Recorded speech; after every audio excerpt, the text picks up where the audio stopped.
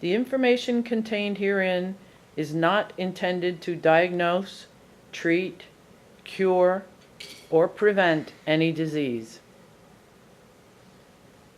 Oi, listen up, because I don't have to smack anybody in the mouth for not paying attention. Last episode, I touched on the CDC and the horrific commercials they ran at a cost of $50 million, ostensibly to get people to quit smoking. And although I'm SmokinMan, I don't want to get people to start smoking. That's not my intention here. I have no sponsors whatsoever, so any products that I mention is just because I feel they're a good product. So, my only intention is to have smokers be able to retain and also reclaim some of the rights they used to have to smoke a legally produced product. And what I really hate is for, you know, the trouble with fanatics is they always go too far. If they can't get their point across, if they can't regulate us out of smoking, if they can't price us out of smoking, then they take the next step, which is try to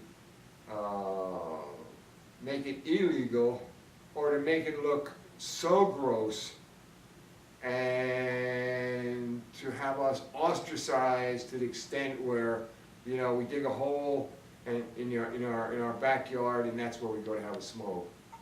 That's where I draw the line. And things like the CDC, what they just did, was really, they were circumventing, I believe,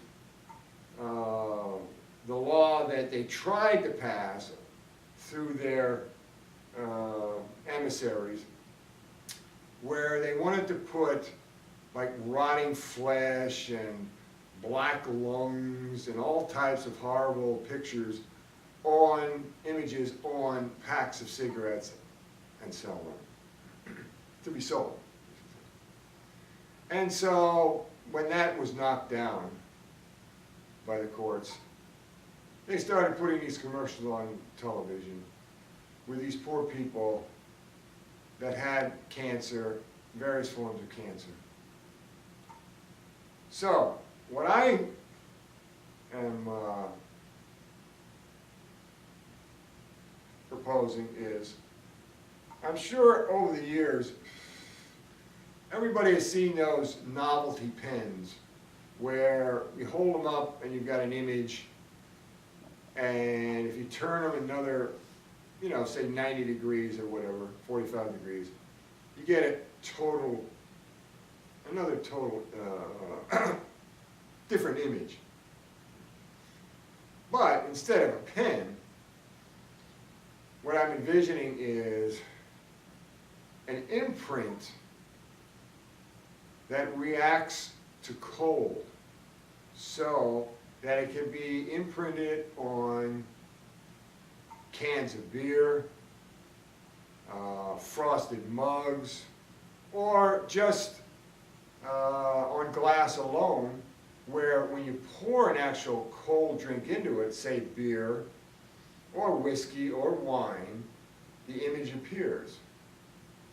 And I've come up with some great ones, okay, for all the drinkers out there. Now don't get me wrong, I'm not against drink. I don't drink myself, but I'm not against drink. And I don't want to stop anybody from drinking. I'm a libertarian. You know, I believe in freedom as long as it doesn't hurt anybody else, and smoking doesn't, then you should be allowed to do it. However, if we're going to have fair play, then let's go at it fairly. So, here we go. Now some of the images that are going to come up, I'm thinking of a car crash where we have a infant who was in a child safety seat, but the impact was so strong, so violent, that it threw the baby from the back seat into the windshield and is now hanging by the windshield, dead. I think that would be an excellent one. I also think there's much talk about soccer moms, so I think about a soccer mom bringing the kids back from a soccer game. Once again, another violent crash, and she's seen there, she's hit by a drunk driver, and so was the baby car, hit by a drunk driver, and the steering wheel has now punched through her chest and out her back, and she's slumped over the wheel. I really think that's a good one too. Also, how about a burning car who's just been hit by a drunk driver?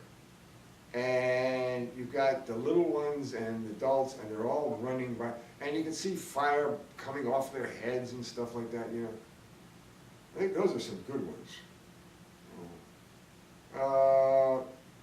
I think that would be a good start, and I think every time the beer is poured into the cold glass that this picture appears, and when you put your scotch and soda with ice, you know.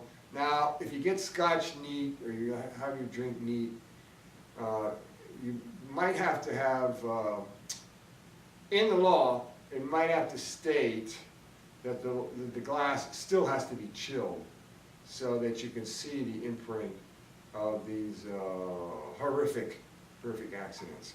I mean, if you could put rotting lungs and rotting skin and people with holes in your neck and stuff on cigarette packs, I don't see why my idea would be any more horrific. You know, I mean, they like to show pictures of aborted fetus, of an aborted fetus, and once again, I am conservative in that way also. I don't believe in abortion, but it's the law, and as long as it's the law, then hey, who am I to judge somebody? They have to deal with it when they meet their maker, not by me. So, if you want to show pictures of an aborted fetus, then why not show a picture of a baby dangling from a broken piece of glass in a windshield? Sounds horrific? Yeah. Sounds rough? Yeah. Well, so do those commercials on there, on the TV, and it makes just about as much sense, because people will still drive drunk. Not that they should, but they still will. And so these horrific illustrations, pictures, whatever you want to call them, of things that are supposedly caused by smoking, you know, it's just hogwash, and is meant to appeal to a certain level of the human race, which deals strictly on an emotional level. So that's my plan for to counter, shall I say, the CDC and their horrific ads that they've seen on TV.